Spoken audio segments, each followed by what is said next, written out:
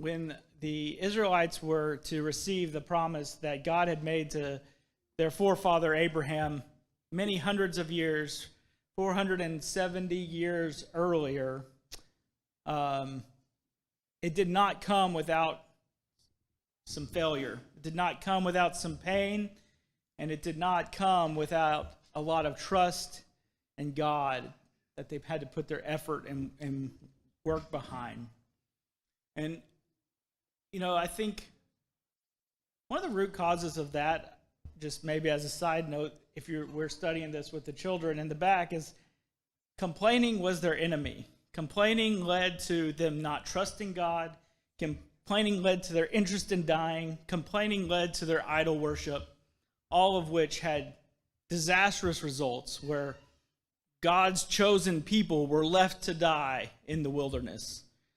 Certainly not what God wanted for this, his beloved people. And many years before the transition, two men went in as spies and saw all the good that God had promised them, all the good that the land had to offer. And they came back and they said, we should trust God. But the people succumbed to fear. And they said, no, we're too scared. We're not going to do that. I think it's important that this happened so long ago because right before they go into the land of Canaan, we see them God hands off the reins from Moses, who faltered in a time of testing, to Joshua. And it was the same Joshua that 40 years before had been laying a foundation of trust, who had led the way with the people all along saying, we should follow God. And just because the promise was made to them didn't mean it came without a cost. There was a battle to be fought. There was a war to win and a people to conquer. And so as we see this great transition of power from Moses to Joshua, we see a few things. God is very clear on who he wants to lead his people. And there's a reason for that. Think back those 40 years.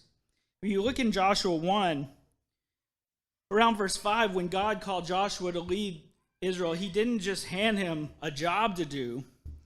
He promised and made consistent promises to what he had always done. He said, just as I was with Moses, so I will be with you.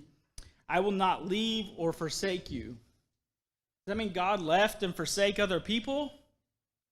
No. Joshua's trust was returned with God's fidelity to him and his constant being with him. Courage flows from trust and not circumstances. I would venture to say there were times where Joshua was tired, worn out, scared, exhausted with the people. A few verses later in 6 and 7, God commands Joshua three times in 2 verses to be strong and courageous. You might have heard, I don't know if y'all could hear that coming from the room upstairs from the children. That was nice. It's not because the journey was easy, but because Joshua had trust in God that he could be courageous. And finally, in verse 8, we learn that this success, this trust, is rooted in God's word. God told Joshua to meditate on his word day and night for success. Obedience to God's truth, not a human strategy, not a war general, not a military expert. Obedience and trust in God's truth will be the key to leading well. And I won't go on to expound upon the battles that were won, the great feats that God showed throughout the conquest of Canaan, but we all know those stories. There was a promised land. It was flowing with many, many good things, and it was for the people to take, but there was something to do. And at the core of that was trusting God. And what an excellent example Joshua showed us in doing that.